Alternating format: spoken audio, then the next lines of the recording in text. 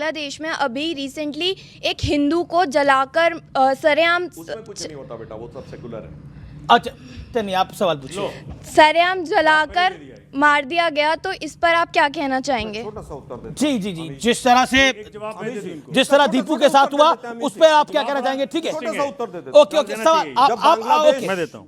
बेटा जब बांग्लादेश बना, दो टुकड़े हुए, और जो समझौता हुआ बांग्लादेश से, उसमें यह लिखा है कि अगर यहां पर माइनॉरिटी या हिंदुओं के ऊपर अत्याचार होगा तो हमारी सरकार भारत की हस्तक्षेप करेगी, और हम सेना का भी यूज कर सकते हैं।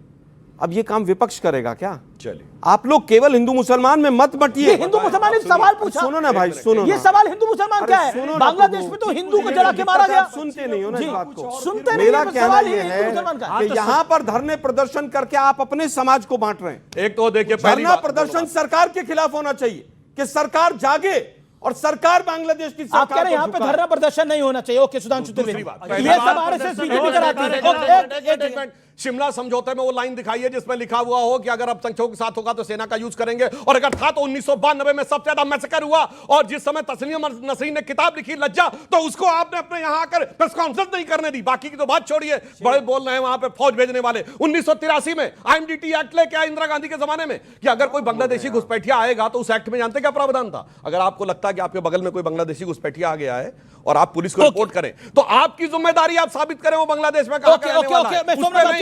उसके आगे हमारे नेता आपने बोला धरना प्रदर्शन से, ओके सुधांशु जी, आपने बोला धरना प्रदर्शन से यहाँ क्या होगा? आपकी बात को माना। एक बात बताइए, जो फिलिस्तीन और हमास को लेकर यहाँ पे धरना प्रदर्शन हो रहा था और प्रियंका गांधी वाड्रा जी तो बाकायदा बैग लेकर चली गई थी, उससे क्या हो गया? उससे क्या हुआ? वो तो अटल बिहारी वाजपेयी का स्टेटमेंट सुना आपने फिलिस्तीन के बारे में? आप अटल बिहारी वाजपेयी से सीख रहे हैं? आप अटल बिहारी वाजपेयी से सीख रहे हैं? हम हर अच्छी चीज सबसे सीखना चाहते हैं। क्या आप अटल बिहारी वाजपेयी के खिलाफ हैं? मैं आपसे पूछ रहा हूं कि आपने बोला धरना प्रदर्शन, आपने बोला बांग्लादेश हिंदुओं के खिलाफ जो हुआ उसके खिलाफ धरना प्रदर्शन नहीं होना चाहिए। 57 इस्लामिक देश है, एक यहूदी देश है, कई क्रिश्चियन देश है, हिंदुओं का देश तो यही है, सिखों का देश तो यही है, यही होगा अगर मारा जाएगा तो। अमीर जी, यहाँ पर धरने प्रदर्शन होके और हमारे समाज को बांटा जाए वो गलत है। सरकार के ऊपर दबाव बनाया जाए पक्ष में नारा कि सरकार वहां पर पैलेस्टाइन और हमास के पक्ष में जब धरने प्रदर्शन हो रहे थे तब समाज को जोड़ा जा रहा था। बताइए तो क्या वहां पर दो धर्मों की लड़ाई थी? वहां नहीं तो धर्मों की लड़ाई नहीं थी, वहां दो देशों की लड़ाई थी, दोनों में फर्क है। फिर यहां से क्या मतलब? फर्क दो देशों की लड़ाई में, यहां तो यहाँ पे दो देशों में इजराइल और पैलेस्टाइन लड़ रहे हैं, हमारे देश का क्या मतलब? फिर तो यूक्रेन कांग्रेस की सीडब्ल्यूसी की बैठक के नतीजे का क्या मतलब होगा? ओके सुधांशु त्रिवेदी, देखिए, विदेश नीति के ऊपर सरकार को बोलना, अब बोल रहे भाई साहब, विदेश नीति पे सरकार को बोलना चाहिए, विपक्ष का भी बोलने का हक है। कांग्रेस वर्किंग कमेटी ने फिलिस्तीन पे प्रस्ताव पारित किया, सोनिया गांधी जी के डिफरेंट आर्टिकल्स निकले, राहुल गांधी जी, प्रियंका गांधी जी का वो है ट्वीट है, और वो फिलिस्तीन का बैग पहन के आई। तो मैं पूछना चाहता हूं, अगर आपको विदेश नीति पर बोलने का शौक चढ़ाया था तो रशिया यूक्रेन पे आपकी कार्य समिति का प्रस्ताव है क्या? चाइना ताइवान के ऊपर है क्या? कंबोडिया थाईलैंड के ऊपर है क्या? और फिर इसके अलावा आप जाके राहुल गांधी का ट्वीट देख लीजिए, बांग्लादेश के हिंदुओं पे कहते हैं रेस्टोरेंस ऑफ नॉर्मलसी, और गाजा में कहते हैं क्राइम अगेंस्ट ह्यूमैनिटी, मैसेकर, फलाना ढिमाका। और तो और मैं पूछना चाहता हूं, 2023 के मध्य प्रदेश के चुनाव में बुरहानपुर विधानसभा में कांग्रेस कैंडिडेट के कार्यक्रम में हमास जिंदाबाद के नारे लगाए जाते हैं। समाजवादी पार्टी के मंच से फर्रुखाबाद में 2024 में वोट जिहाद की बात कही जाती है। हमास के प्रदर्शन में वीडियो अवेलेबल है केरल में बोलते हुए, और हिजबुल्लाह के समर्थन में श्रीनगर से लेके लखनऊ, भोपाल, हैदराबाद रैलियां निकलती हैं। भाई अब मैं पूछना चाहता हूं कि वहां वालों से यहां का क्या मतलब है? और ये इनकी आदत पुरानी है, ये इनकी आदत पुरानी है। फर्स्ट वर्ल्ड वॉर के बाद जब लड़की से खलीफत खत्म हुई थी तब कांग्रेस ने खलीफा को रिस्टोर करने का आंदोलन किया। समाजवादी पार्टी को अटैक किया। एक देश का बड़ा नेता मंत्री कहता है देश के गद्दारों को कुछ नहीं बोला, आगे जनता ने कहा गोली मारो, क्या मतलब जनता धक्के मारो, झूठे मारो, कुछ भी कह सकती थी। मैं आपसे पूछना चाहता हूं, बांग्लादेश के मुद्दे पर 10 सेकंड में पूछूंगा। मैं कह रहा हूं कि देश के प्रधानमंत्री नरेंद्र मोदी जी, हमने मान लिया नरेंद्र मोदी अंतरराष्ट्रीय नेता हैं, बाप रे बाप, पूछे नहीं। बगल में हमारे देश में हिंदू भाई हमारे मारे जा रहे हैं। इस जो यूनुस था, मोहम्मद यूनुस, पहला कॉल था प्रधानमंत्री नरेंद्र मोदी का दुनिया के किसी भी राष्ट्राध्यक्ष या प्रधानमंत्री का कि मोहम्मद यूनुस जी आप बांग्लादेश बनाइए, हम आपके साथ हैं, हम ये पूछ रहे हैं कि आपकी निगाहों के सामने पाकिस्तान आईएसआई का अड्डा बांग्लादेश में बन गया, आपका विदेश ये नाकारा मुख्यमंत्री हमारा ये विदेश मंत्री कर क्या रहा था? और ये जाके बांग्लादेश में ढाका में पाकिस्तान के नेशनल असेंबली के स्पीकर के सामने बड़े खड़े के ठहाके लगा रहा है ये आदमी। हम ये पूछना चाहते हैं देश की संसद को बताओ, क्योंकि आप संसद में हो, कि ये विदेश मंत्री ने हमारी पहलगाम के सवाल पे, हिंदू भाई बहन जो मारे जा रहे हैं बांग्लादेश में, उस सवाल पे उसने क्या बात करी? ओके बयान दिखाओ हमें। अब सुनिए, पहली बात तो देश के गद्दारों से कैसी सहानुभूति है, इन्होंने कहा एक मंत्री बनेगा। दूसरा, बांग्लादेश के गद्दार कौन है? फिर भी तो मत बोलिए भाई, मैं देश के गद्दारों को हमारे मंत्री उसमें जवाब आ रहा है सर। भाई ये तरीका ठीक नहीं है, सब बीच में बोलेंगे। हाँ, हमारे मंत्री ने कहा देश के गद्दारों को, जनता कह सकती थी धक्का मारो, जनता कह सकती थी जूता मारो, मजा ले रहे। देखिए, अगर जनता ने कहा गोली मारो तो मैं पूछना चाहता हूं देश के गद्दारों के साथ क्या होना चाहिए? कैथोलिक देश के गद्दारों की आरती उतारी जानी चाहिए। क्या तरीका है भाई? भाजपा का सांसद चुप है। गद्दार है कौन? बिरयानी थोड़ी खिलाएंगे, भाजपा के संविधान को नहीं मानता, देश के गद्दारों को मारेंगे। क्या तरीका है? लगातार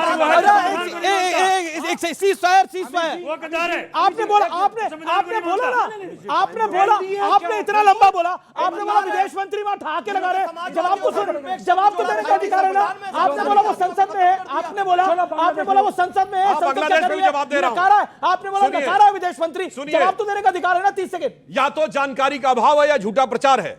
हमारी सरकार ने आने के बाद जब देखा बांग्लादेश में हिंदुओं के साथ हो रहा, तो सबसे बड़ा जानते हैं बांग्लादेश पे क्या चोट की है कि हमारे बंदरगाहों से बांग्लादेश को अपना सामान ले जाने का जो फ्री एक्सेस था वो सरकार ने खत्म कर दिया, जिसकी वजह से वहां पर महंगाई जबरदस्त होने लगी। और गद्दारी की बात कर फिर बीच में एक लाइन पे बोलने लगे भाई साहब। अब सुनिए क्या तरीका है। शांति। अच्छा छोड़िए बहस को, मैं सिर्फ एक लाइन कहना चाहूंगा। कहनी है एक बात मुझे इस देश के पहरेदारों से, संभल के रहना अपने घर में छिपे हुए गद्दारों से।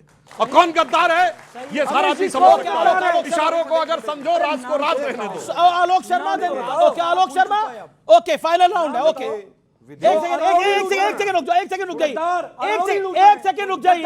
जमीन लूट रहे हैं गद्दार, जल जंगल लूट रहे हैं। कौन है गद्दार? अरे ओके कौन है गद्दार? मुझे लगता है नाम बताओ गद्दारों का। अच्छा ठीक है भाई, अरावली में खनन कितने हुए हैं बताइए? गद्दार कौन है बताइए आप। अरे 1000 में एनडीए के सांसद हो।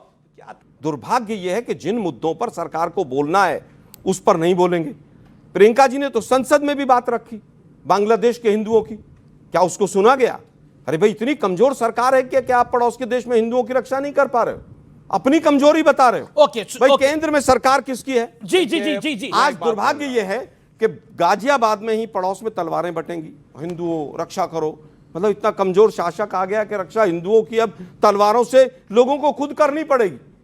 इतना जहर बो दिया है। पर अरेस्ट हो गया वो आदमी जिसने बांटी, आदमी नहीं, वो अरेस्ट हो गया। अरे वही तो भटके, यही तो दिक्कत है ना। ठीक है, ओके, सोशल मीडिया पे चल रहा है कि वो अरेस्ट कर दिया। अरे सोशल मीडिया पे गिरफ्तार हुआ है वो। आप डग लगा दी वहां पे, फिर वो छूट जाएगा 2 दिन वापस आता। ठीक है, बेल तो सभी को मिलती है। आप बताइए, आप ऐसी बात कर रहे हो। सुन तो लो, बेल तो अधिकार है, मिल जाती है। बेल पे तो अरविंद केजरीवाल भी बाहर है, बेल पे तो राहुल गांधी भी बाहर है, सब बेल पे बाहर है।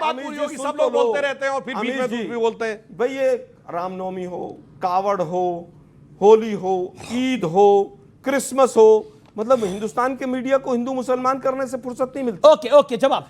हम लोग हिंदू मुसलमान करते हैं, सिर्फ मुसलमान करते हैं। अब दूसरी बात मैं कहना चाहता हूं, ये बताइए ये माले वालों की सरकार कब बनी थी? किस ईयर में बनी? जाके देखिए। अभी सरासर झूठ बोलते हैं आके। प्रचंड इनके जमाने में बन गया था। यूपीए 1 में सीताराम येचुरी। भाई आप बोलिए, चिल्लाने आप अपने आप बोल चुके थे। ओके बोलिए, आप 30 सेकंड फिर आप बोलिएगा। आलोक जी फिर आप बोलिएगा। 30 सेकंड आप बोलिए। मधेसी आंदोलन कब था? गूगल पे सर्च अभी खोलिए। प्रचंड कब बना है? प्रचंड मधेसी आंदोलन क्या तरीका? मैं तो आपके टाइम में बोल रहा था। आलोक शर्मा आपके पकड़े गए, झूठ बोल रहे हैं। कह रहा हूं अभी चेक कर लो भाई, अभी चेक कर लेंगे। ओके जवाब पहले सुधांशु जी। 14 के बाद हुआ है। क्या तरीका? मधेसी आंदोलन, बॉर्डर 62 दिन सीज। अरे मैं कह रहा हूं, मोदी जी के माले समय की पे सरकार बन के जो आपने कहा चाइना वहां के बैठ गया, चूंकि सीताराम येचुरी जो सीपीएम के नेता थे यूपीए 1 में, वो किस हैसियत से जाते थे? क्यों नहीं जाता था उस समय भारत का विदेश मंत्री? क्योंकि आपने सारा का सारा आउटसोर्स कर दिया था और सारे माओवादी नेताओं को निकाल के बाहर किया और उसके बाद नक्सलवाद भयंकर रूप से बढ़ता चला गया। आज गृह मंत्री अमित शाह जी ने कहा है कि 2026 तक हम नक्सलवाद को समाप्त कर देंगे। आज वो नीचे गया है और प्रचंड ने इतनी हिम्मत नहीं की थी, मुझे अच्छी तरह याद है वो ईयर था 2008 या 9, जिस समय उसने ये कहा था कि भारत में, आपको पता है काठमांडू में जो पशुपतिनाथ मंदिर है उसके जो पुजारी आते हैं वो कर्नाटक से आते हैं, ये हजारों साल की परंपरा चली आ रही। उसने कहा कि हम आने नहीं देंगे और उसमें मुझे अच्छी तरह याद है हमारे राष्ट्रीय अध्यक्ष राजनाथ सिंह जी तो उन्होंने फोन करके प्रचंड से बहुत नाराजगी व्यक्त की थी और उसके बाद वो थोड़ा बैकफुट पे आया था। झूठ बोलने लगते हैं कि माओवादियों की सरकार हमारे जमाने में बनी, आपके जमाने में माओवादियों की सरकार बनी। प्रचंड उसका अमीश जी, अभी प्राइम पीसीआर मिनिस्टर से था, पूछे, मधेसी आगे साल आंदोलन झूठ बोलना 62 दिन का शुरू कर कब चला? देते हैं कि माओवादियों की सरकार बनी, माओवादी। ठीक है, मैं एक और विषय लेके आना चाहता हूं।